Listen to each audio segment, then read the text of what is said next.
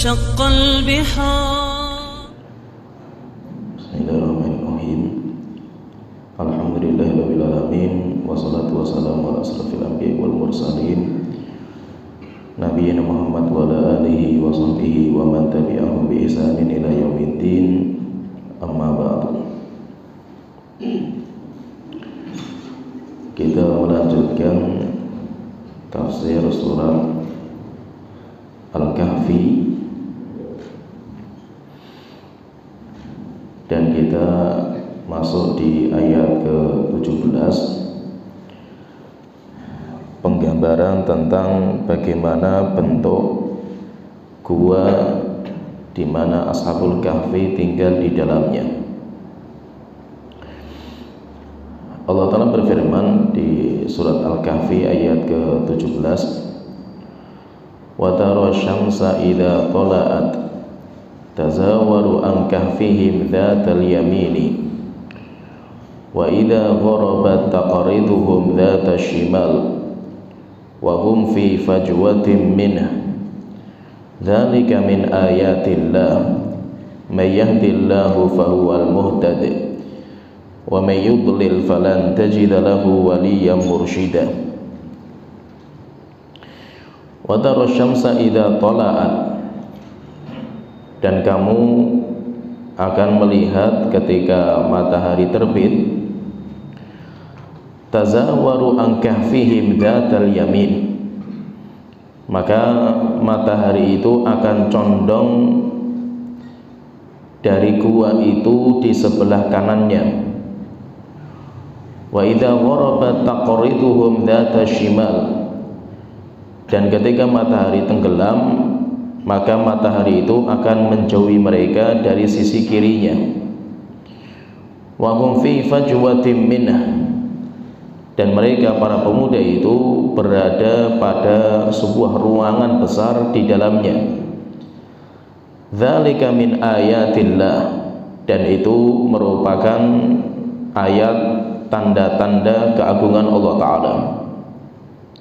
May yahdillahu fahuwal muhtadi, siapa yang Allah berikan hidayah maka dialah orang yang mendapatkan petunjuk.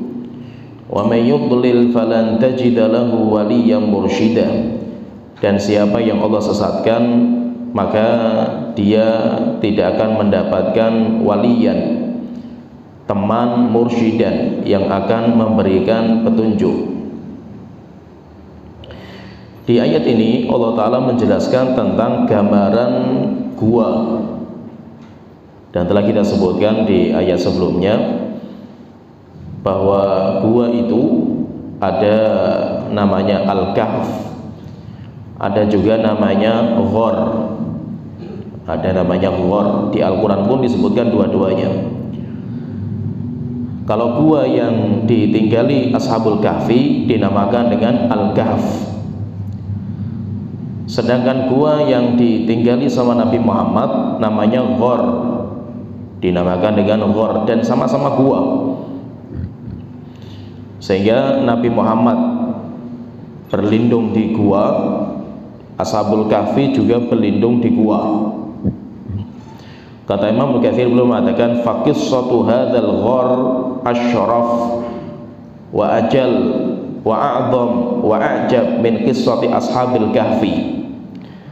Kisahnya gua Rasulullah, yaitu ketika Nabi Muhammad masuk gua, asyraf, lebih mulia, wa ajal, dan lebih berharga, wa a'zam, lebih besar, wa a'jab, dan lebih menakjubkan daripada kisahnya Ashabul Kahfi.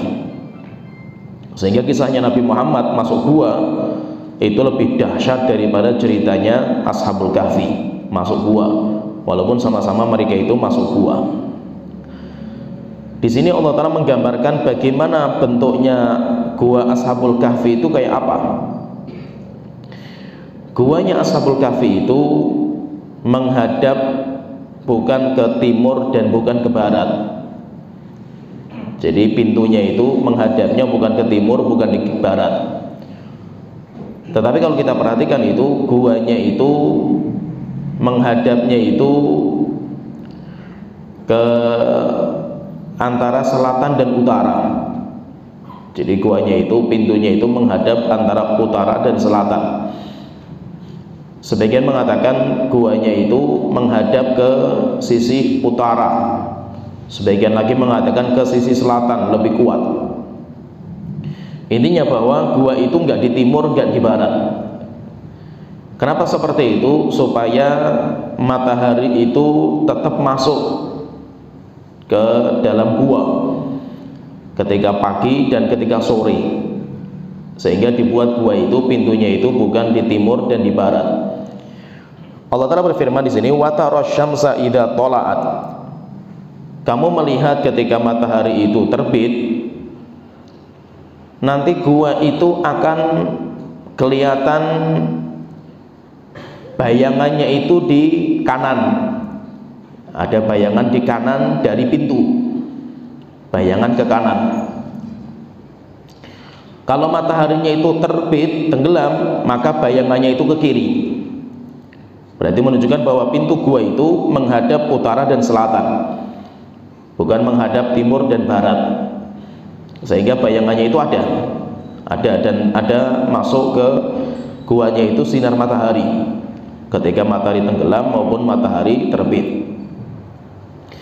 Dan ayat ini dipakai oleh para ulama tentang perjalanan matahari. Jadi memang terjadi khilaf yaitu di perbedaan pendapat di kalangan para ilmuwan tentang matahari dan rembulan, matahari dan bumi. Sebenarnya itu yang berputar itu matahari atau bumi yang berputar itu? Kalau kita perhatikan hadis ini, ayat ini jelas sekali bahwasanya matahari itu terbit dan matahari itu tenggelam. Perjalanan terbit dan perjalanan sampai tenggelam itu kan perjalanan matahari. Berarti jelas sekali bahwasanya yang terbit dan yang tenggelam itu matahari. Demikian juga nanti ada sebuah riwayat jelas sekali di mana matahari itu ketika mau terbit, matahari itu izin kepada Allah Ta'ala, kemudian nanti sujud, setelah itu baru diizinkan oleh Allah Ta'ala. Sehingga berarti yang berjalan itu adalah matahari. Terus bagaimana dengan teknologi sekarang ini, di mana ilmuwan itu mengatakan bahwa matahari itu diam, karena matahari itu galaksi, di mana nanti planet-planet yang lain itu mengelilingi, sehingga yang berputar itu sebenarnya itu bumi. Maka kita katakan ya intinya kita itu menerima kabar dari Allah Ta'ala. Penciptaan langit dan bumi itu perkara yang ghaib. Ma asyhadtuhum khalqas samawati wala khalqa anfusihim. Allah Ta'ala mengatakan, kami tidak pernah menampakkan kepada kalian, mengajak kalian untuk menyaksikan penciptaan langit dan bumi. Sehingga apa? Penciptaan langit dan bumi kayak apa? Kita nggak tahu bagaimana Allah menciptakan langit dan bumi, karena kerdilnya ilmu kita. Sedangkan teori-teori itu kan cuma sekedar teori. Teori itu kan cuma teori. Teori itu kan hasil karya akal sesuai dengan penelitian manusia. Namanya teknologi manusia itu akan berkembang. Manusia itu teknologinya akan berkembang. Sedangkan Al-Quran itu sudah mengabarkan. Kalau kita perhatikan di Al-Quran dan Sunnah jelas sekali matahari itu berjalan. Matahari itu berjalan, sehingga ya kita terima seperti itu. Terus bagaimana hubungan antara matahari dan bintang, matahari dan bintang-bintang yang ada yang mengelilingi, katanya wallahu a'lam. Yang penting kita percaya bahwasanya matahari itu terbit dan matahari itu tenggelam, sehingga matahari itu berjalan. Bahkan matahari sebelum terbit dia itu izin sama Allah Ta'ala. Gambarannya kayak apa wallahu a'lam, karena itu perkara yang ghaib bagi kita. Kenapa ghaib bagi kita? Karena itu di luar kemampuan teknologi sekarang. Mungkin nanti ketika teknologi semakin canggih lagi, nanti mungkin akan membuktikan bahwasanya yang berjalan itu matahari atau rembulan, karena memang teknologi manusia belum sampai sehebat itu. Tetapi intinya kita percaya, karena Allah yang mengabarkan bahwasanya matahari itu terbit dan matahari itu tenggelam. Allah Ta'ala berfirman, wa tarasyamsa idza tala'at tazawaru an kahfihim dzatal yamin. ketika matahari itu terbit, maka matahari itu akan condong, yaitu bayangannya, maksudnya itu bayangannya itu matahari itu akan condong ke kanannya, ke kanan pintu, sehingga sinarnya itu masuk. Ketika matahari itu terbit, sinarnya itu masuk, memasuki ke dalam pintu gua. Wa idza gharabat taqriduhum dzata shimal, dan ketika tenggelam sinar mataharinya pun masuk, sehingga lebih jauh ke bayangannya itu lebih jauh ke kiri. Wa hum fi fajwatin minah, dan para pemuda itu mereka itu berada di ruangan dalam. Berarti gambarannya itu pintu gua itu tidak terlalu besar. Kemudian ketika mereka masuk ke dalam, mereka itu masuk ke dalam itu, di dalam gua itu ada ruangan yang besar. Dan sebagian mengatakan dinamakan dengan fajwah ketika ruangan besar dan ada keluar masuknya udara, itu dinamakan dengan fajwah. Jadi ruangan besar yang mana udara itu ada tempat keluarnya, keluar dan masuknya. Maka nanti sebagian ulama mengatakan bahwa di dalam ruangan itu, di atasnya itu ada lubangan. Di atasnya itu, di atas gua, berarti di atas gua itu ada lubangan angin, sehingga angin itu bisa masuk dari pintu kemudian keluar dari atasnya itu, sehingga di dalamnya itu nggak lembab karena anginnya itu berjalan. Berarti Allah menjaga jadi udara yang ada di dalam gua itu dengan memasukkan sinar matahari, sehingga sinar matahari itu masuk dalam perjalanan matahari terbit sampai matahari tenggelam itu, sinar matahari itu masuk. Kemudian Allah menjaga suhunya itu dengan cara dimasukkan angin, sehingga angin itu bisa masuk dari pintu kemudian keluar dari lubang di dalam gua. Akhirnya setelah itu mereka itu bisa awet. Kemudian di sini akan saya sebutkan ucapan Imam Mukatsir, bagus ucapan beliau.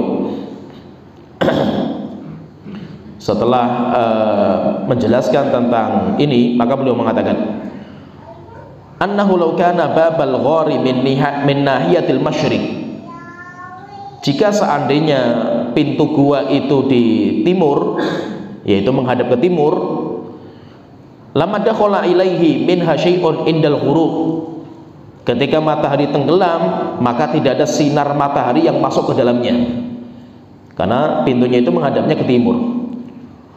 Walau kana min nahiyatil qiblah, dan kalau seandainya pintunya itu di barat, pintu guanya itu menghadap barat, lama dakhalahu minha syai'un indat tulu wala indal ghurub, maka nanti ketika matahari terbit, matahari pun sinarnya nggak masuk dalam pintu gua. Wala tuzawirul fayya yaminan wala shimalan, dan ketika arahnya itu timur barat, maka tidak akan ada bayangan kanan dan kiri, tidak ada bayangan. Walau kana min jihatil gharbi lama dakhalathu waqtat tulu bal ba'da zawal wa lam tazal fihi ilal ghurub.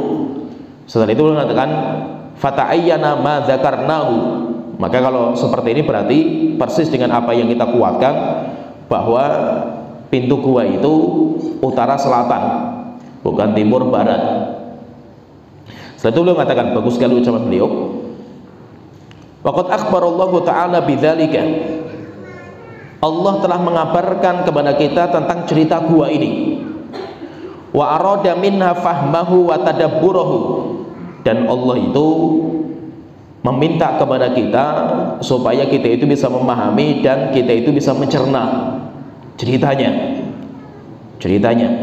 Walam yukhbirna bimakani hadzal kahf, tetapi Allah itu tidak pernah mengabarkan di mana letak gua itu, sehingga tentang masalah di mana gua itu, di negeri mana, tempatnya di mana, itu nggak penting. Fi ayyil biladi minal ardi, di negeri mana gua itu.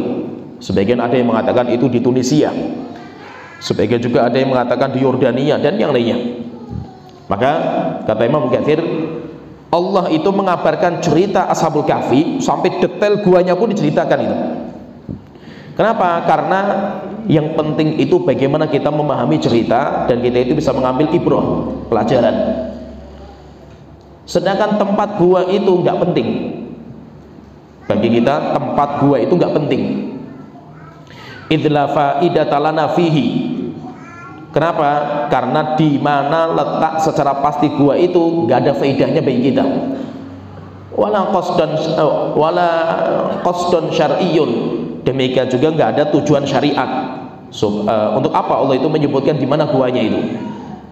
Waqad takallafa ba'dul mufassirin, dan sebagian ulama-ulama ahli tafsir itu berlebihan untuk mencari sesuatu yang Allah sembunyikan ilmunya. Fadzakaru fihi aqwalan, sampai akhirnya mereka itu menyebutkan beberapa pendapat tentang letak gua itu. Wallahu a'lam bi ayyi biladillahi huwa. Allah yang lebih tahu di mana letaknya gua itu. Yang penting apa? Tentang kepastian di mana letaknya gua itu nggak penting bagi kita. Jika ada maslahat, ada faidah, pasti Allah akan sebutkan. Kenapa Allah nggak menceritakan? Karena nggak ada faidahnya bagi kita. Tapi kenapa kok cerita sampai detail guanya pun diceritakan itu, sampai bagaimana bentuk pintunya, keluar masuknya, sinar matahari kayak apa? Karena itu ada maslahatnya bagi kita, ada faidahnya. Sedangkan letaknya di mana, negeri mana, sehingga kita bisa berkunjung ke sana, itu nggak penting. Walau kana lana fihi maslahatun diniyatun, jika seandainya letak gua itu ada maslahatnya bagi kita, la arsyadanallahu wa rasuluhu ilaihi, pasti Allah akan memberikan ilmu kepada kita dan Rasulullah SAW akan mengisyaratkan kepada kita.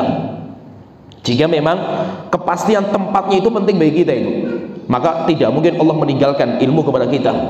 Demikian juga Nabi Muhammad tidak mungkin meninggal dunia dan masih disisakan masalah yang penting yang belum disampaikan kepada kita. Pasti sudah semua sebutkan sama Rasulullah SAW. Faqad qala sallallahu alaihi wasallam, dan Rasulullah SAW beliau sudah mengatakan, bersabda, ma taraktu syai'an yuqarribukum ilal jannati, tidak ada sesuatu yang bisa mendekatkan kalian ke surga, wa yubaidukum minan nar, dan bisa menjauhkan kalian dari api neraka jahanam, illa waqad a'lamtukum bihi, kecuali sudah saya sebutkan kepada kalian. Berarti menunjukkan apa? Menunjukkan tentang kepastian tempat itu nggak penting, nggak ada faidahnya dan nggak ada maslahatnya bagi kita, sehingga tempatnya di mana itu Allah nggak menyebutkan. Demikian juga Nabi kita Muhammad SAW pun tidak menyebutkan. Kenapa? Karena nggak penting. Allah dan Rasul itu hanya menyebutkan cerita yang ada faidahnya, ada faidahnya di mana kita itu bisa memahami dan kita itu bisa mengambil pelajaran dari cerita itu. Yang tidak disebutkan berarti nggak penting. Maka setelah itu beliau mengatakan, fa'alamana ta'ala bisifatihi. Subhanallah, itu kalau kita perhatikan surat Kahfi ini, Allah mengajarkan kepada kita sifat guanya.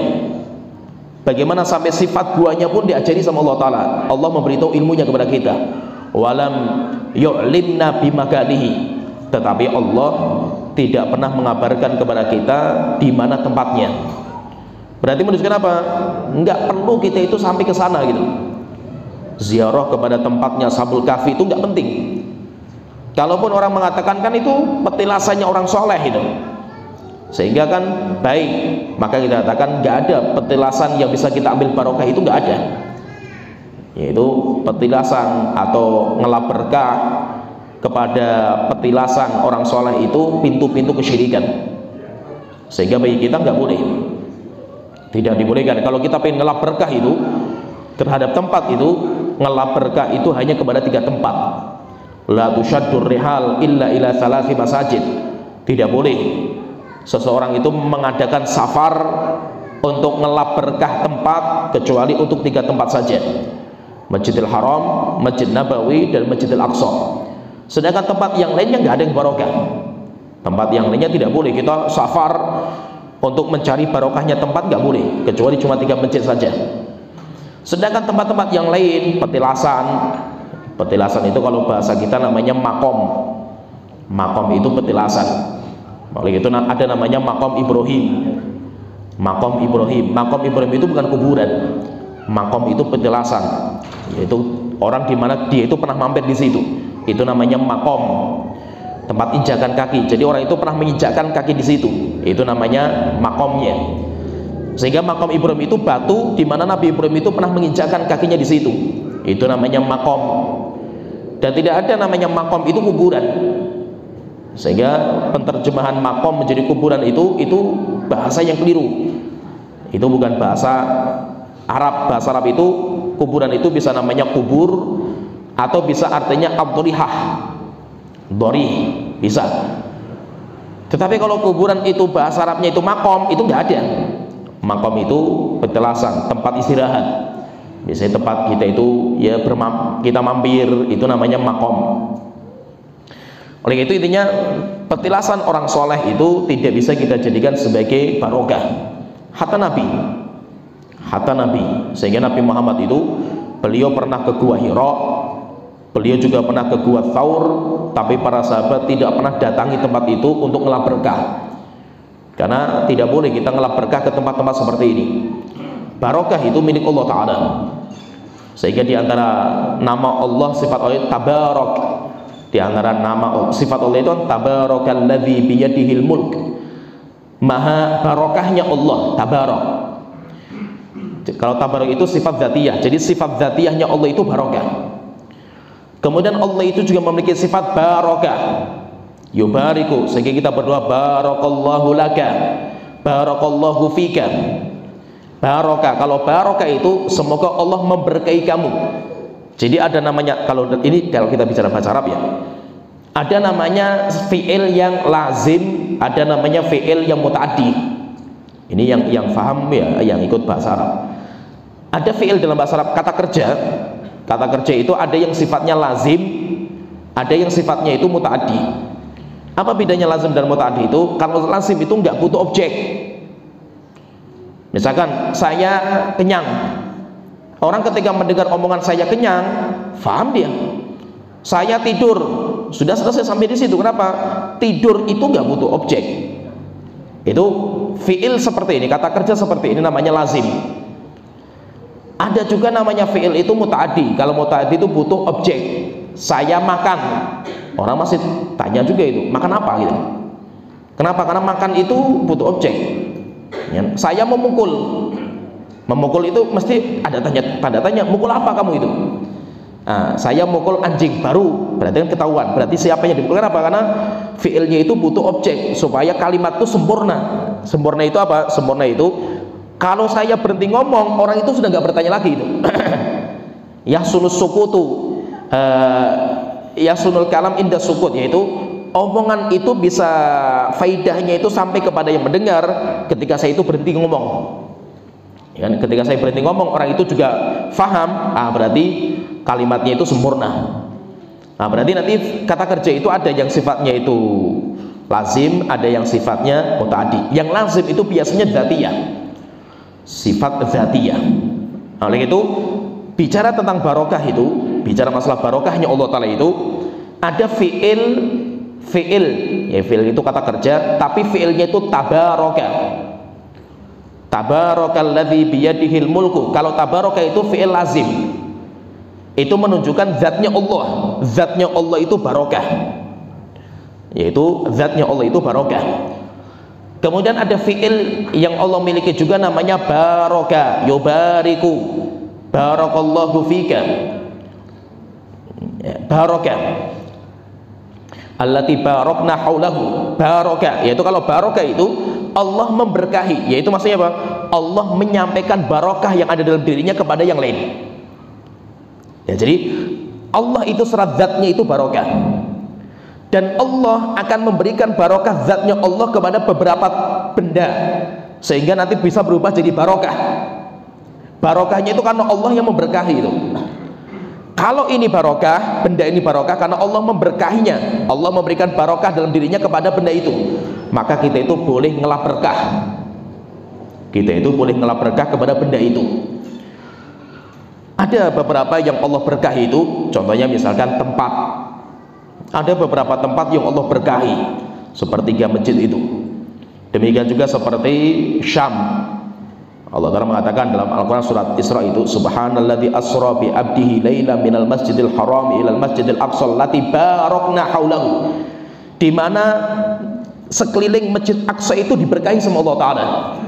Allah memberkahinya, berarti apa? Syam, berarti ada tempat yang diberkahi, ada tempat yang Allah itu secara nas Al-Quran atau mungkin Rasulullah itu menyebutkan ini tempat barokah, Allah memberkahinya. Kemudian yang kedua itu ada barokah itu berupa waktu. Ada waktu-waktu yang diberkahi. Contohnya misalkan malam Lailatul Qadar, Lailatun Mubarakatun, malam yang diberkahi.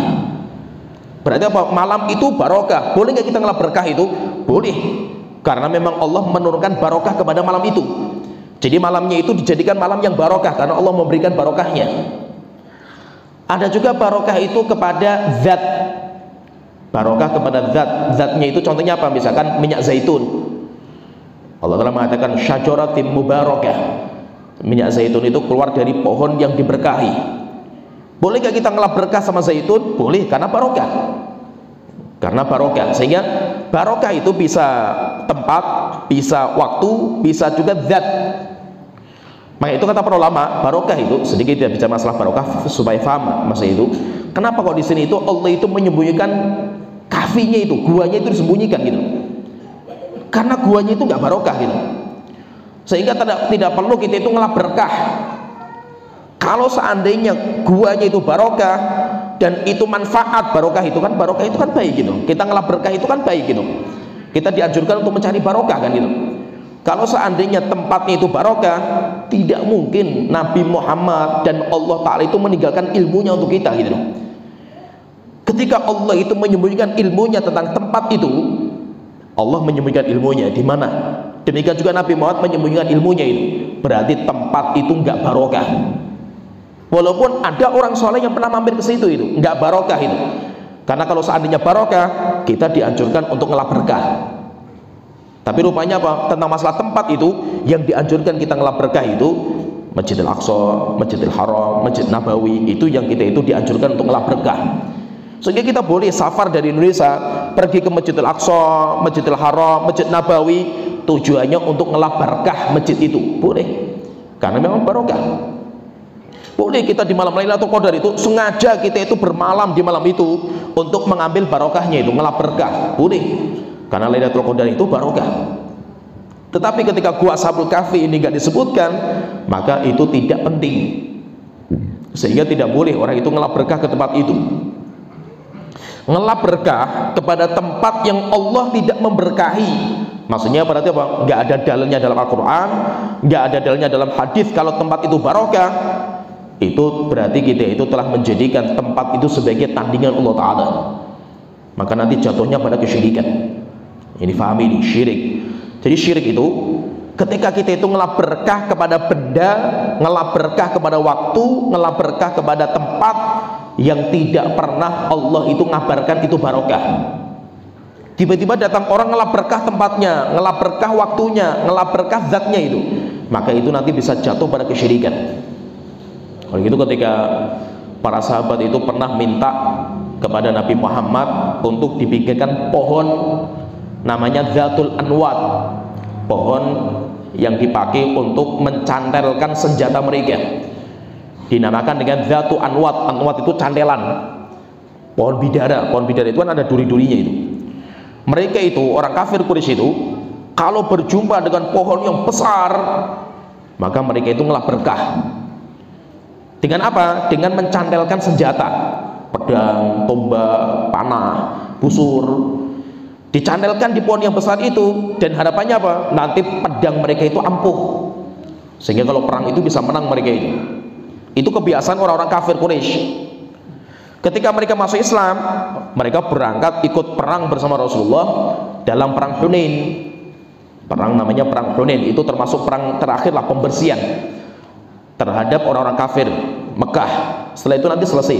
Itu kalah orang kafir, selesai setelah itu. Mekah jatuh di tangan Islam total, keseluruhan. Ini kan sisa-sisa ini.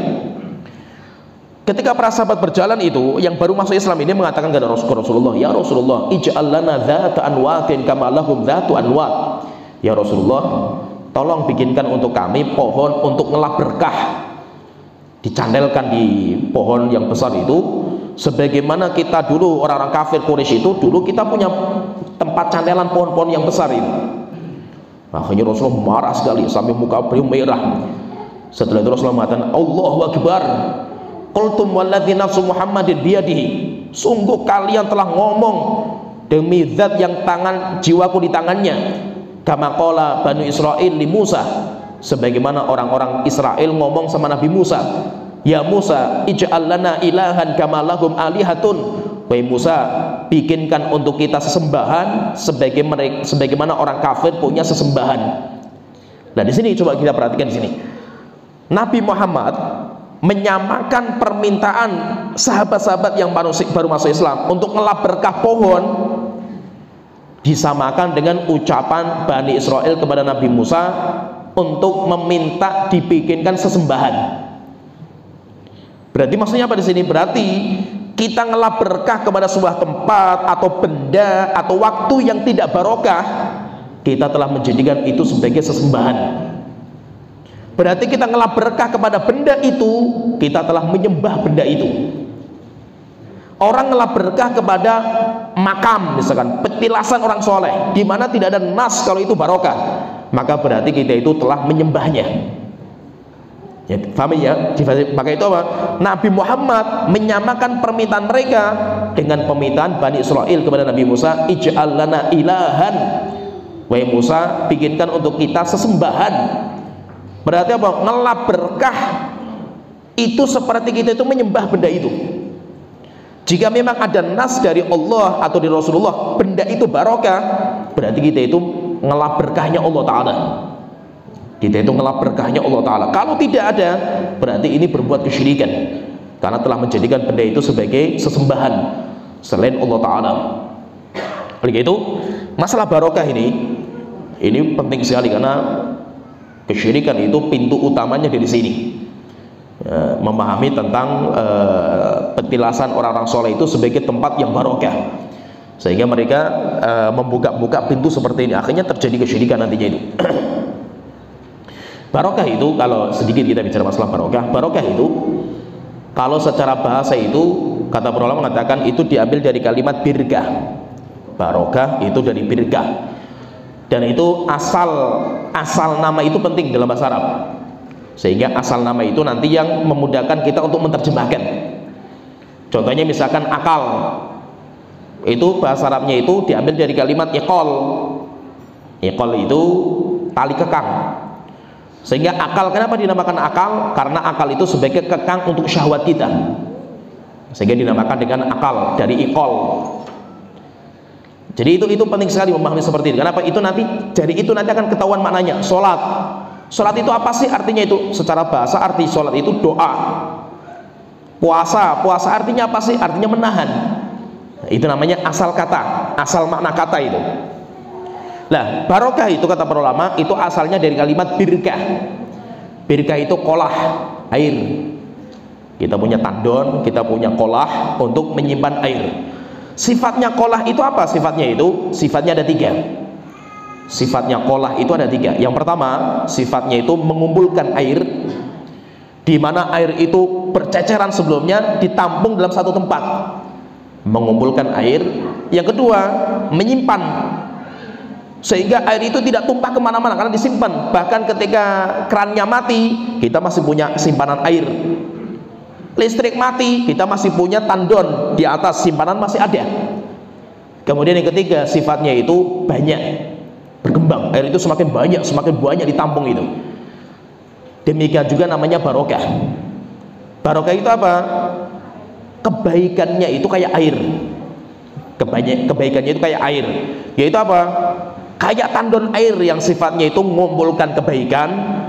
Kemudian yang kedua, menyimpan kebaikan sehingga gak tumpah-tumpah kebaikannya itu.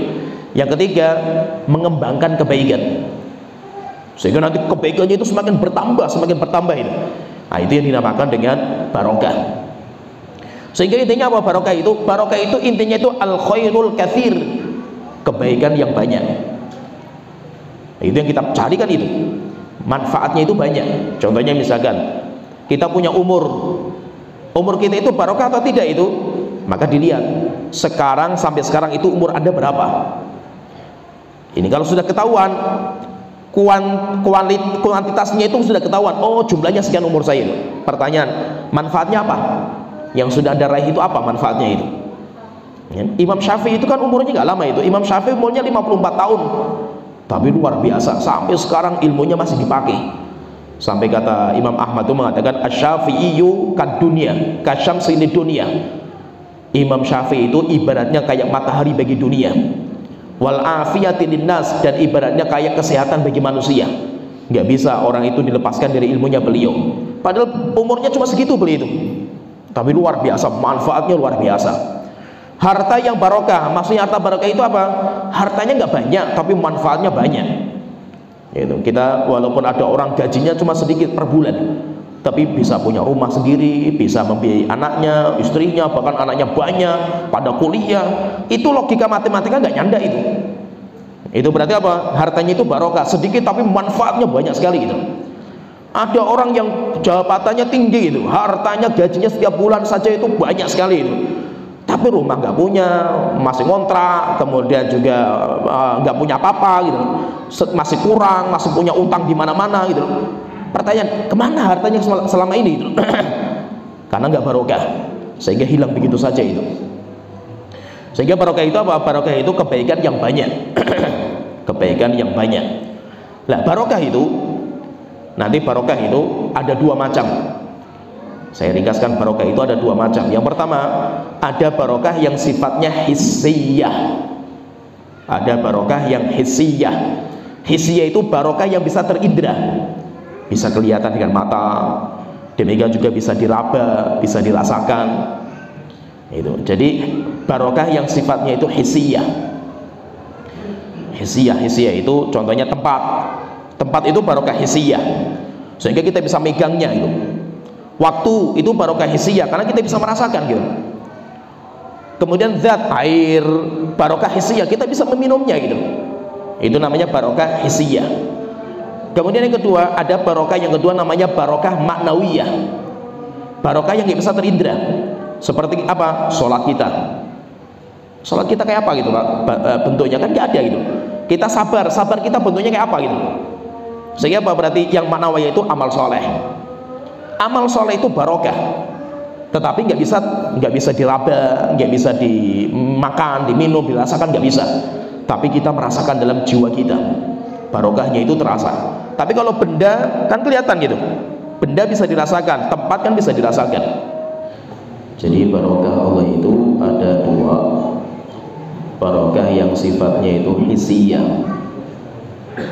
bisa terasa dengan indera kita, maka itu butuh dalil, tempat, waktu, benda. Itu butuh bukti kalau itu adalah barokah. Kemudian yang kedua, barokah yang kedua itu barokah yang maknawiyah. Semua amal soleh, semua keimanan itu barokah. Dan barokah itu, manfaat itu terkadang dirasakan sama keluarganya, sampai tetangga-tetangganya, sampai satu kampungnya. Maka kesolehan orang itu, manfaatnya itu sampai terkadang 7 turunan. Jadi manfaatnya itu masih terasa. Itu kenapa? Karena barokahnya. Kalau kita itu pengen keluarga kita itu diberkahi, tetangga kita diberkahi, maka jadikan diri kita itu orang soleh. Kenapa? Karena kesolehan kita itu nanti akan bermanfaat untuk orang tua kita. Kesolehan kita itu nanti akan bermanfaat untuk istri kita, anak kita, bahkan tetangga-tetangga kita. Kenapa? Karena solehnya kita, barokahnya. Jadi barokah kesolehan kita itu nanti kita sendiri merasakan, dan semuanya itu nanti akan merasakan buah dari kesolehan kita. Oleh itu sampai terkadang itu, sampai Rasulullah mengatakan itu, ada orang yang soleh itu manfaatnya itu sampai tetangga-tetangganya itu pun merasakan gitu. Itu namanya orang yang barokah. Dan hendaknya kita itu menjadi orang yang diberkahi. Kita itu menjadi orang yang diberkahi, bukan badan kita yang barokah, tetapi sifat kita, perbuatan kita itu yang barokah.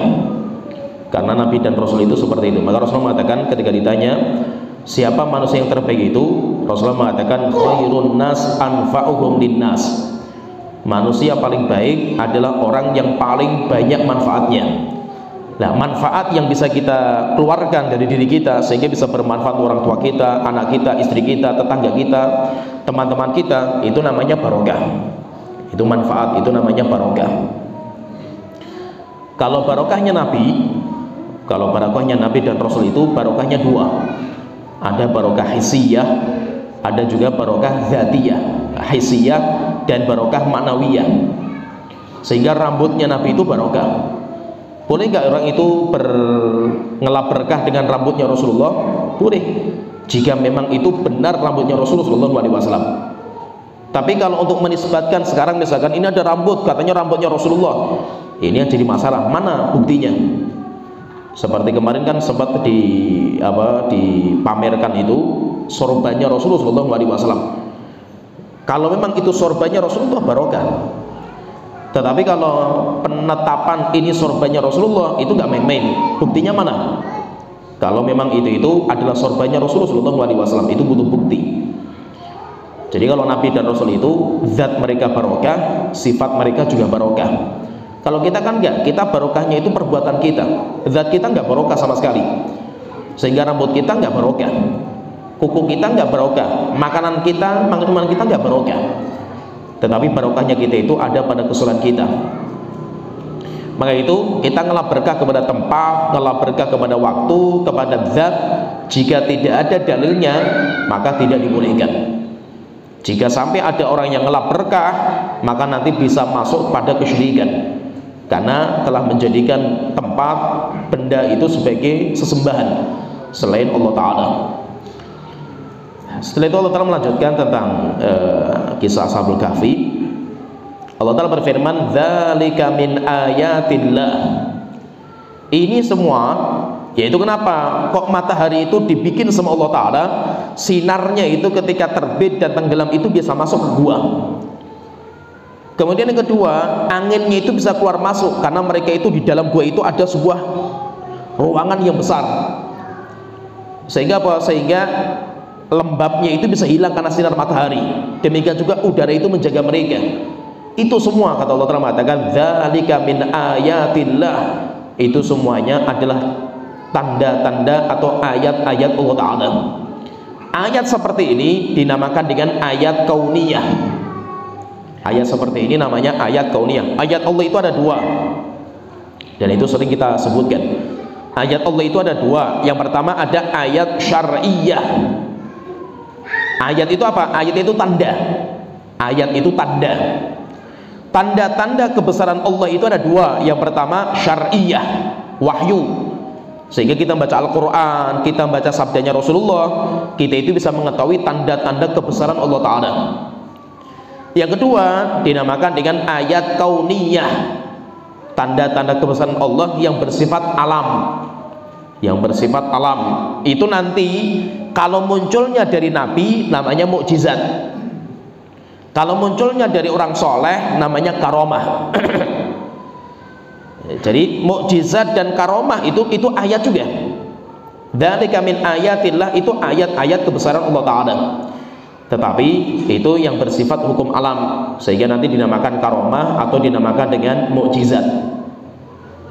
Nah di sini karena Ashabul Kahfi itu bukan nabi, petunjuk kalau mereka nabi itu nggak ada, sehingga mereka itu bukan nabi. Hukum asalnya orang soleh. Ketika itu orang soleh dan hebat sampai di luar kaidah akal namanya itu. Jadi nanti ada namanya khawarikul adah. Ada istilah di dalam kitab-kitab ulama itu, ada istilah namanya khawarikul adah. Khawarikul adah itu sesuatu yang di luar akal, kaidah akal. Itu namanya khawarikul adah. Di luar kebiasaan, sehingga kita istilahkan kayak nggak masuk akal gitu. Sesuatu yang nggak masuk akal. Contohnya misalkan, namanya orang pasti butuh makan gitu. Nggak ada namanya orang nggak makan hancur dia ini. Nah ini Ashabul Kahfi tidur 309 tahun nggak makan nggak minum dan hidup. Itu kan berarti kan luar biasa itu, luar biasa, yaitu di luar kebiasaan orang kan itu. Namanya kaidah akal kita itu namanya api itu ya panas membakar. Nabi Ibrahim bisa masuk dalam api sampai kedinginan, itu kan luar biasa, itu di luar kaidah akal kita gitu. Nah, jadi sesuatu yang di luar akal namanya khawariqul ada. Khawariqul ada. Khawariqul ada itu nanti ada 3. Tinggal kita lihat siapa yang memunculkan sesuatu yang luar biasa, itu siapa. Kalau dia itu nabi nabi dan rasul, maka dia itu dinamakan dengan sesuatu yang luar biasa, itu namanya mukjizat. Sesuatu yang luar biasa itu namanya mukjizat. Nabi Musa bisa belah lautan, itu kan luar biasa itu. Nabi Muhammad bisa memecahkan rembulan, itu dahsyat sekali itu. Sesuatu yang keluar dari nabi itu namanya mukjizat. Kemudian yang kedua, sesuatu yang keluar dari orang soleh, itu dinamakan dengan karomah. Kemudian yang ketiga, sesuatu yang keluar bukan dari itu, bukan nabi, bukan dari orang soleh, tapi pelaku dosa dan maksiat, maka itu nanti dinamakan dengan istilah namanya sya'wadzah, sihir. Dan bisa nggak syaitan itu seperti itu? Bisa. Maka kita bedakan nanti ini syaitan atau ini itu dari Allah Ta'ala. Kita lihat orangnya saja, takarannya itu orangnya, kita timbang orangnya, dia itu sesuai dengan sunnah atau tidak. Oleh itu Imam Syafi'i itu mengatakan, idza ra'aitar rajula yatiru 'alal hawa wa yamshi fil ma', kalau kalian melihat ada orang yang terbang di atas udara, di atas langit, ada orang berjalan di atas lautan, jangan langsung kamu benarkan dia itu karomah, dia itu orang yang dicintai sama Allah Ta'ala. Jangan sampai kamu timbang perbuatan orang itu sesuai dengan Al-Quran dan Sunnah atau tidak. Sehingga apa? Untuk menimbang ini khawariqul ada, sesuatu yang luar biasa itu dari Allah atau dari syaitan, tinggal kita lihat saja orangnya itu, siapa dia itu. Kalau dia itu nggak mengamalkan yang wajib, nggak mengamalkan yang sunnah, bahkan dia berbuat dosa dan maksiat, pasti syaitan itu, pasti syaitan, tidak mungkin dari Allah Ta'ala. Nah, jadi seperti itu Ashabul Kahfi, dia bisa tidur sampai 309 tahun dan nggak mati, bahkan dia itu nggak berubah jadi tua, itu kan ini luar biasa gitu. Berarti ada orang selama 309 tahun nggak makan, nggak minum, dan nggak berubah jadi tua, dan tubuhnya pun nggak apa-apa, nggak berubah sama sekali itu kan luar biasa itu. Tetapi pertanyaan, itu mukjizat atau bukan? Maka kita katakan bukan, itu karomah. Itu karomah. Kenapa karomah? Karena tidak ada petunjuk yang menunjukkan bahwasanya Ashabul Kahfi itu nabi, kecuali kalau ada petunjuk dia itu seorang nabi, baru kita katakan berarti itu mukjizat. Contohnya lagi, misalkan Dzulqarnain bikin sebuah bendungan besar sekali itu antara 2 gunung, bikin sebuah pembatas. Ketika sudah dibikin dari emas, kemudian dilapisi pakai tembaga, dan dari situ Ya'juj dan Ma'juj nggak bisa keluar. Dan anehnya lagi, bendungannya di mana itu nggak pernah ketahuan. Itu rahasia ilahi, sehingga itu perkara yang gaib. Sampai akhirnya nanti datang waktunya, mereka nanti akan menjebol temboknya itu. Setelah itu mereka keluar, Ya'juj dan Ma'juj itu kan luar biasa itu. Sampai kekuasaan Dzulqarnain itu sampai timur ke barat, dia sampai ke puncaknya timur, tempat terbitnya matahari, ketemu sama orang-orang yang bisa ngomong, sampai ke puncaknya barat itu.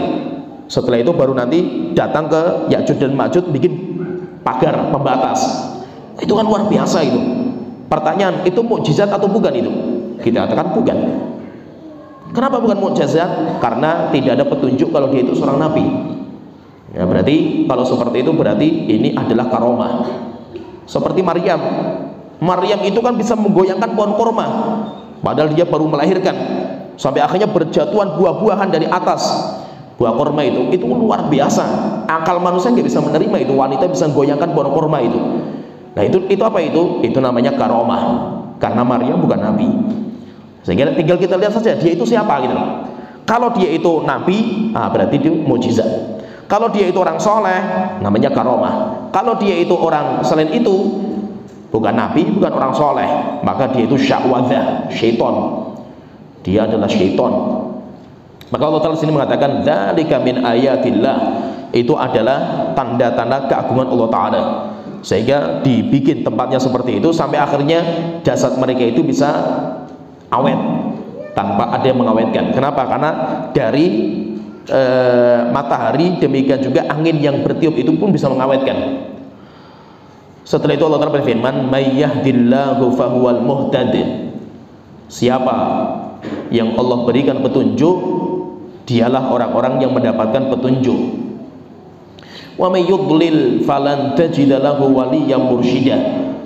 Dan siapa yang Allah sesatkan, maka kamu tidak akan mendapatkan ada yang bisa memberikan hidayah kepada orang itu. Maka fahami di sini bahwa hidayah itu milik Allah Ta'ala, dan hidayah itu nikmat terbesar yang Allah berikan kepada seorang hamba. Dan konsep hidayah itu, kalau kita ingin memahami hidayah, kata para ulama mengatakan hidayah itu ya hadiah. Jadi hidayah itu hadiah. Kayak kita ngasih hadiah kepada siapa yang kita kasih? Kepada orang yang paling kita cintai itu. Nggak sembarangan kita ngasih hadiah spesial gitu. Kepada siapa kita akan memberikan hadiah itu? Hadiah itu akan kita berikan kepada orang yang paling kita cintai. Demikian juga apa? Hidayah. Allah memberikan hidayah hanya kepada siapa yang Allah cintai. Sedangkan orang-orang yang gak dicintai sama Allah Ta'ala gak mungkin diberikan hidayah. Sedangkan dunia dibagi rata, semuanya dapat. Oleh itu masalah dunia itu, kenapa kok dunia itu orang kafir pun dibagi? Karena dunia itu gak ada harganya. Dunia itu nggak ada harganya, dunia itu menjijikkan. Oleh itu apa? Kita itu dalam masalah dunia itu nggak apa-apa, kita mencari dana, duit itu nggak apa-apa, silakan lah itu. Tapi jangan sampai sampah ini, bangkai dunia ini masuk dalam hati kita. Kalau seandainya sampai dunia itu masuk dalam hati, maka hati kita itu isinya tong sampah. Hati kita itu isinya tong sampah. Biarkanlah hati kita itu isinya surga gitu. Dunia itu di tangan kita saja itu. Kita kerja nggak apa-apa itu, tapi jangan sampai cinta sama dunia. Cinta sama dunia jadinya sampah. Kita itu dunia di tangan kita itu. Oleh itu fahami ini, kalau kita pengen faham itu, dunia itu hina di mata Allah Ta'ala itu. Sehingga apa? Orang kafir saja dikasih gitu. Ya, kalau seandainya dunia itu ada harganya, tidak mungkin Allah memberikan kepada orang kafir satu teguk air. Tapi orang kafir dikasih banyak, mungkin lebih banyak daripada orang muslim. Kenapa? Tidak ada harganya, sampah gitu. Sehingga Allah memberikan sampah itu kepada orang yang Allah benci. Maka jangan jadikan dunia itu sebagai standarisasi Allah cinta dan tidaknya. Ada orang dimudahkan kerjaannya itu, sehatnya masya Allah itu, berarti Allah sayang sama dia itu. Bukan. Kenapa? Dunia tidak bisa menjadi standarisasi cintanya Allah Ta'ala. Kalau kita ingin melihat Allah itu cinta maupun tidak, lihat masalah agamanya orang itu. Gimana agamanya orang itu? Kalau ada orang di masalah dunianya itu dicor-cornya sama Allah Ta'ala masalah dunia itu, tapi masalah agamanya itu dijauhkan, berarti itu namanya istidraj. Dinamakan dengan istidraj. Semakin kita jauh dari Allah, kok dunia semakin terbuka itu? Berarti istidraj itu. Kita bangga, berarti nanti siap diazab dengan azab yang pedih sekali sama Allah Ta'ala itu. Baik, itu apa? Dunia itu kenapa kok Allah jadikan sebagai fitnah? Inna min azwajikum wa auladikum aduwwan lakum. Ada di antara istri kalian, anak kalian itu menjadi musuh bagi kalian itu. Sampai Allah Ta'ala juga mengatakan sesungguhnya harta kan itu fitnah bagi kalian itu. Ketika apa? Jadi kita punya anak, kita punya istri, kita punya kerjaan, itu bisa menjadi fitnah bagi kita itu. Kapan itu? Ketika itu bisa menjauhkan kita dari Allah Ta'ala. Maka fahami ini, coba saya fahami itu. Ketika ada orang dia punya kenikmatan yang bertambah, kok semakin jauh dari Allah Ta'ala, maka itu azab, permulaan azab sebelum nanti azab di hari kiamat. Sebenarnya gini, fahami ini, Anda itu ketika dibukakan pintu dunia, dijauhkan dari Allah, Anda itu sedang diazab sebenarnya itu. Tapi Anda itu gak sadar. Azabnya itu apa? Coba kita perhatikan, lihat sekarang itu. Ketika Anda itu dibukakan harta dunia, stres nggak? Stres, semakin bingung kita menjaganya itu. Apakah pasti kalau Anda itu kaya raya, Anda itu bahagia itu? Banyak orang-orang kaya raya itu stres mereka, hidup mereka itu. Kenapa? Harta itu semakin bertambah, semakin berat kita menjaganya itu. Susah kita menjaga, stres sampai nggak bisa tidur terkadang itu. Itu sudah diazab kita itu sebenarnya itu. Cuma kita nggak sadar itu. Anda nggak bisa tidur saja itu sudah diazab Anda itu. Coba Anda nggak bisa tidur, kemudian yang kedua Anda nggak bisa tenang sama keluarga, duduk bareng, ngobrol bareng, itu sedang diazab Anda itu sebenarnya itu, tapi Anda nggak sadar. Maka itu siapa yang Allah sibukkan dunia sampai dia menjadi orang kaya raya lah, tapi dia nggak bisa tidur nyenyak, stres, kemudian dia itu sama keluarga nggak pernah ketemu, anaknya di sana, ini di sana, ketemu nggak bisa, kemudian nggak bisa santai bareng bersama keluarga, jalan-jalan santai nggak bisa, itu sedang diazab Anda itu. Cuma Anda itu nggak merasa gitu. Nah itu kata para ulama apa? Dunia itu azab sebelum akhirat. Anda sudah diazab, tapi Anda nggak merasa itu. Maka itu pahami di sini bahwasanya bahwa dunia itu harganya nggak ada. Dunia itu sampah. Dunia itu sampah. Bukan berarti kita itu nggak boleh kaya. Kalau bisa seorang muslim itu kita tundukkan dunia dan akhirat kita. Kita bahagia dunia dan akhirat. Tetapi apa? Jangan sampai dunia itu mengalahkan akhirat kita itu. Abdurrahman bin Auf kita lihat itu, seorang sahabat mulia itu. Beliau meninggal dunia itu, warisan yang disisakan sama beliau itu jumlahnya lebih dari 3.000 triliun kalau dihitung pakai rupiah. 3.000 triliun, dan itu yang sisa. Padahal uang beliau sudah habis-habisan untuk sedekah itu. Sampai beliau itu menanggung kehidupan para sahabat yang ikut perang Badar. Jadi purnawirawan sahabat perang Badar itu setiap tahun ditanggung sama beliau lebih dari 450 juta. Dan jumlahnya 100 orang. Tinggal dilihat 400 juta lebih dikali 100 orang itu sedekahnya luar biasa, jor-joran beliau itu saja sudah jor-joran sedekah, sudah habis-habisan itu. Meninggal dunia, warisannya itu kalau dihitung itu masih 3.000 triliun lebih itu. Beliau orang kaya raya gitu. Tapi apakah beliau itu cinta sama dunia? Sama sekali itu. Sampah dunia itu bagi dia itu. Sampai pernah suatu ketika ini cerita, Abdurrahman bin Auf itu pernah ketika puasa sunnah, ketika beliau sedang puasa sunnah, kemudian ketika sudah mau maghrib itu, istrinya rupanya sudah masakan banyak di meja.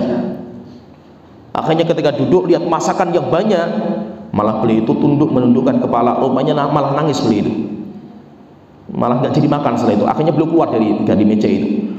Akhirnya ketika nangis ditanya sama istrinya, "Wahai suamiku, kenapa engkau nangis? Ini sudah mau maghrib, mau berbuka ini." Maka beliau mengatakan, "Saya itu ingat teman-teman seperjuangan saya itu. Saya punya teman akrab namanya Mus'ab bin Umair. Mus'ab bin Umair ini seorang kaya raya, orang Mekah. Ibunya orang yang sangat memanjakan dia. Sampai dia itu seorang pemuda yang gagah, kaya, dan idaman bagi wanita orang Mekah itu. Ketika masuk Islam ditinggal semuanya itu. Sampai akhirnya hijrah ke Madinah, saking miskinnya itu ketika meninggal dunia dalam perang Uhud, sampai kain kafan pun nggak punya. Sampai akhirnya kain kafannya tutup untuk kepalanya, kakinya tersinggap, akhirnya cari daun-daunan untuk menutup kakinya. Saya punya juga teman seperjuangan Hamzah, meninggal dunia belum menikmati dunia sama sekali itu. Akhirnya beliau mengatakan, "Saya takut dunia ini dibukakan sama saya itu adalah kenikmatan yang disegerakan bagi saya. Dunia dibukakan semuanya sama saya itu. Saya takut kalau ini itu adalah nikmat yang disegerakan bagi saya." Akhirnya belum nangis, malah tinggalkan makanannya itu. Sehingga apa, menunjukkan apa? Dunia itu bagi beliau sampah itu. Cuma apa? Itu takdir Allah Ta'ala, nggak bisa keluar dari itu gitu. Maka itu apa? Bukan berarti kalau kita itu orangnya beriman itu kita hidup miskin. Jangan. Kalau bisa itu kita hidup kaya raya. Tapi kita jadikan dunia itu, harta kita itu untuk membeli surga Allah Ta'ala. Bisa. Kita memberi surga dengan harta kita itu bisa.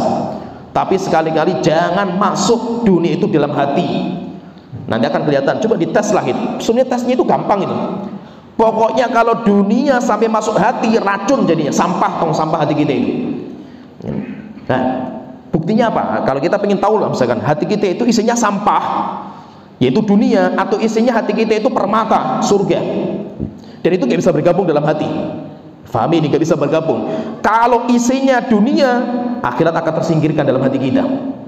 Kalau hati kita itu isinya akhirat, dunia akan tersingkir dalam hati kita. Gak bisa kumpul. Dunia dan akhirat itu gak bisa berkumpul dalam satu hati. Maka nanti coba kita lihat, tesnya itu gampang itu. Kita ingin tahu ini, hati kita itu isinya sampah, dunia itu, atau isinya itu permata, akhirat, jadi perbendaharaan pemata. Maka nanti paling mudahnya itu, kata para ulama itu, paling mudahnya itu timbangannya 2. Standarisasinya tinggal 2. Kalau kita lihat 2 ini, ketahuan kita itu dunia, hati kita isinya itu, atau akhirat itu. Yang pertama, kalau kita itu punya waktu yang mustajab, kita minta sama Allah apa itu? Permintaan itu Permintaan itu menunjukkan kadar akal kita itu. Isinya apa sih otak kita itu? Coba anak-anak kecil itu, kalau minta apa? Nggak mungkin minta emas gitu. Anak kecil nggak mungkin minta rumah yang besar, enggak. Mintanya permen. Ya kan? Ditawari antara emas dan permen, mintanya permen dia itu. Kenapa? Karena kadar otaknya itu seperti itu dia itu. Nggak bisa mikir yang lebih dari itu kan gitu. Maka kita kalau punya waktu mustajab sepertiga malam yang akhir, apalagi sampai kita bisa umroh di sana, pertanyaan doanya itu Anda apa gitu? Kalau mintanya dunia lagi, minta dunia lagi, ya berarti sampah isi hati Anda itu, ketahuan itu. Tapi kalau kita mintanya itu mesti akhirat, yang kita minta mesti akhirat. Dunia itu nomor sekian kalau kita berdoa itu. Sudah kita itu kalau berdoa sampai kita nggak minta dunia itu. Yang kita minta cuma keselamatan akhirat kita masuk surga, kita selamat dari api neraka. Itu terus yang kita minta itu. Ya berarti isinya hati kita itu akhirat. Ini yang pertama. Yang kedua, ketahuan ketika nangis. Air mata itu mahal. Gak mungkin kita teteskan air mata dengan sesuatu yang remeh gitu, gak mungkin gitu. Air mata itu yang menunjukkan saking bahagianya, atau air mata itu menunjukkan saking sedihnya itu. Nah, sesuatu yang paling menggembirakan hati kita dan menyedihkan kita itu apa itu? Itu nanti dilihat. Anda itu nangis kenapa gitu? Kalau Anda itu nangis karena masalah cinta, masalah kerjaan, masalah duit, utang, nangisnya sampai masya Allah tangisannya itu. Tapi kalau ngingat akhirat sama sekali nggak tergerak hati kita itu. Nah, berarti isinya sampah itu. Nggak mungkin orang nangis itu sembarangan itu. Nangis itu karena dia itu sangat menyesali lah, atau dia itu sangat bangga sekali lah itu. Tapi ketika kita itu menyesali dosa kita, akhirnya kita menangis, luar biasa. Berarti isinya hati kita itu isinya surga. Nah itu dunia itu nggak ada harganya. Maka kalau Anda dibukakan pintu dunia kok semakin jauh dari agama, ya itu berarti itu istidraj. Kita misalkan dulu kita kerjaan kita masih serabutan, tapi alhamdulillah kita rajin ngaji. Walaupun ngaji nggak paham-paham lah itu, pulang kajian ilmu lupa semua, hilang semua. Ditanya sama istri pun nggak paham, tapi kita rajin ngaji. Alhamdulillah sholat malamnya juga kita jaga walaupun sedikit-sedikit lah itu. Alhamdulillah kita itu masih kumpul sama teman-teman di masjid, sholat jamaah, setelah itu kumpul, asik lah itu. Subhanallah. Tapi ketika usaha kita dilancarkan, bisnisnya menggiurkan lah setelah itu. Ngaji nggak pernah, kumpul sama teman-teman nggak pernah, kemudian juga baca Quran nggak pernah, habis-habisan lah itu. Maka fahami itu istidraj. Itu istidraj, tinggal dilulu lah kita itu sama Allah Ta'ala. Setelah itu nanti kita mati, diazab sama Allah dengan azab yang pedih. Sehingga dunia itu nggak ada harganya. Tapi sesuatu yang sangat mahal itu apa? Hidayah. Nikmat yang paling mahal Allah itu hidayah. Maka hidayah itu tidak sembarangan Allah kasihkan. Hatta anaknya Nabi saja belum tentu diberi sama Allah Ta'ala. Nah anaknya Nabi dong, bayangkan itu. Hatta istrinya Nabi saja belum tentu diberi sama Allah Ta'ala. Kenapa? Nggak main-main ini hidayah itu. Allah itu sebelum memberikan hidayah, Allah itu cek dulu hati kita itu layak enggak. Sehingga Allah Ta'ala mengatakan Allahu a'lamu haitsu yaj'alu risalatah. Allah sangat paham siapa yang layak dikasih kenabian itu siapa itu. Kenapa kok bukan kita itu? Karena Allah tahu kita nggak layak itu. Kenapa kok kita itu alhamdulillah diberikan hidayah yang tidak? Allah itu tahu siapa kita. Nah itu ketika kita itu diberikan hidayah oleh Allah Ta'ala, bersyukur kepada Allah Ta'ala. Hidayah itu mahal, jangan disia-siakan. Ketika kita sia-siakan hidayah sedikit saja, misalkan kita tinggalkan hidayah, dan itu ujian lah. Allah nanti akan menguji kita, sekali kita tinggalkan hidayah satu, kita tinggalkan, kita remehkan, maka nanti Allah semakin jauhkan kita dari agama Allah Ta'ala. Falamma zaghu azaghallahu qulubahum. Ketika orang itu mulai sedikit menyimpang sedikit lah, dia coba-coba gitu, cobalah, semakin jauh disimpangkan sama Allah Ta'ala itu.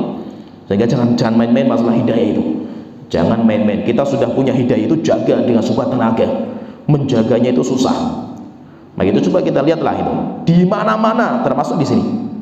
Termasuk yang di sini itu, di kajian di sini itu. Ini pun sama. Coba kita lihat orang yang sudah lama ngaji, kemana mereka itu. Orang kalau yang ngaji itu baru-baru semangat ikut kajian, biasa itu, anak baru kan itu. Orang ngaji baru setahun, 2 tahun itu semangat itu biasa gitu loh. Di mana-mana memang seperti itu yang ngaji itu. Tapi kalau Anda sudah 10 tahun ngaji kenal sunnah, Anda sudah 20 tahun, bahkan mungkin Anda yang pertama kali merintis dakwah di tempat ini itu. Setelah itu Anda masih rajin ikut pengajian, walaupun ustadznya itu terus ketemunya itu. Tapi apa? Saya alhamdulillah masih bisa menjaga hidayah. Itu nggak main-main itu. Sehingga apa? Banyak yang berguguran dalam dunia dakwah itu banyak sekali. Banyak sekali, gak main-main masalah ini. Nah itu apa? Sayang sekali ketika orang diberikan hidayah bertahun-tahun, puluhan tahun, hilang setelah itu hidayah. Dan itu di mana-mana. Di mana-mana kasusnya seperti maka itu jaga hidayah itu dengan sekuat tenaga. Maka apa? Minimal kita itu ngaji. Datang pengajian itu, walaupun apa Anda nggak paham gitu. Maka di sini pahami, sering saya sebutkan itu. Anda itu datang di pengajian itu bukan mencari ilmu. Mencari ilmu lewat televisi saja bisa gitu loh. Di rumah sudah ada televisi kan itu. Di rumah sudah ada HP, di rumah sudah ada apa radio sunnah, TV sunnah, buku pun banyak kan gitu. Mencari ilmu itu Mbah Google lebih pintar dari para ustadz kan gitu. Tapi kita ngaji bukan untuk mencari ilmu itu. Kalau mencari ilmu di mana saja kita bisa dapat ilmu itu. Tapi kita ngaji itu apa tujuannya? Untuk mendapatkan barokah ilmu. Yang itu nggak didapatkan di televisi, nggak didapatkan di radio, nggak didapatkan di majalah, nggak dapat barokah. Sehingga dengan kita itu duduk di majelis ilmu, hidayah itu minimal bisa kita jaga. Kita ketemu dengan orang-orang soleh, kita ketemu dengan teman-teman kita, itu sudah luar biasa biasanya. Itu lebih mahal daripada ilmu kita yang kita cari itu. Kalau masalah ilmu, orang liberal lebih pintar daripada kita. Tanya orang-orang liberal itu, kayak apa pintarnya mereka itu? Cerdasnya mereka luar biasa, di atas IQ rata-rata itu. Tapi kecerdasan mereka untuk menghancurkan agama mereka. Kita bukan orang pintar nggak apa-apa itu, tapi yang penting apa? Kita bisa mendapatkan barokah dari ilmu yang kita pelajari. Sedikit yang kita dapatkan, tapi barokah bisa kita amalkan, bisa kita untuk bersihkan diri kita. Itu lebih mahal daripada orang punya ilmu banyak tapi jiwanya kotor terhadap ilmu itu. Oleh itu hidayah itu mahal. Maka Allah Taala mengatakan di sini, siapa yang Allah berikan hidayah, dialah orang-orang yang mendapatkan petunjuk. Siapa yang Allah sesatkan, tidak ada yang bisa memberikan hidayah. Orang kalau sudah Allah sesatkan, sudah tidak akan bisa masuk hidayah setelah itu. Maka apa? Hidayah itu, pahami ini ucapan saya ini, mencarinya itu mudah. Orang mendapatkan hidayah itu gampang. Banyak di antara kita itu dapat hidayah nggak mencari. Kebanyakan kita itu dapat hidayah karena warisan orang tua kita. Tapi menjaga hidayah yang sudah kita dapatkan, mati-matian kita itu. Kalau dapat hidayah itu gampang. Banyak orang dapat hidayah itu karena nyasar saja itu. Mampir ke masjid, pas sholat, oh kok rupanya ada pengajian, biasanya mampir aja lah gitu. Tapi ketika dia sudah ngaji dapat hidayah, jaga hidayah ini, masya Allah itu mati-matian gitu itu. Apalagi kalau antum sudah 10 tahun, 20 tahun ngaji itu, kemana anda setelah itu gitu. Nah, maka nanti kalau sudah seperti itu 10 tahun, 20 tahun, sunnah itu sudah rasanya membosankan gitu. Bosan saya itu. Termasuk apa? Orang mondok. Nah, kenapa gitu? Mondok itu jangan tergesa-gesa gitu. Kalau bisa itu mondok itu karena keinginan anak itu sendiri itu. Kenapa? Banyak orang urusan pondok itu bosan terhadap pondok itu. Dan itu banyak, mayoritas lah kita lihat banyak seperti itu. Sedangkan orang-orang yang keluar dari pondok dan berhasil ilmunya itu bisa dihitung jari lah itu. Mayoritas ustaz-ustaz yang dakwah itu latar belakang mereka itu kebanyakan kelam-kelam itu. Jarang yang ya ada banyak juga itu, tapi banyak di antara mereka itu yang latar belakangnya orang-orang yang punya latar belakang yang kelam gitu. Maka itu apa? Jangan sampai anak kita itu sudah bertahun-tahun mondok, setelah itu apa? Bosan terhadap pondok itu. Dan banyak orang seperti ini banyak. Termasuk apa? Orang yang sudah ngaji, bosan ngaji itu. Akhirnya apa? Mending jadi orang awam lagi itu. Dan itu ada di mana-mana. Di mana-mana. Makanya coba lihat, perintis dakwah di sebuah tempat itu biasanya sudah nggak kelihatan. Terus siapa yang kelihatan di pengajian itu? Biasanya anak-anak baru yang baru setahun, apalagi belum setahun itu masya Allah semangatnya luar biasa itu. Tapi kalau coba rasakan kalau sudah 20 tahun ngaji, sudah 30 tahun kenal sunnah, 40 tahun kenal sunnah itu, rasakan gimana rasanya sunnah itu. Sudah gak ada rasanya lagi itu. Ya sebenarnya sini pembahasan kita, maaf rupanya jam berapa ini? Masya Allah. Ya sebenarnya sini wa akhiru da'wana alhamdulillahi rabbil alamin sallallahu alaihi wa sallam.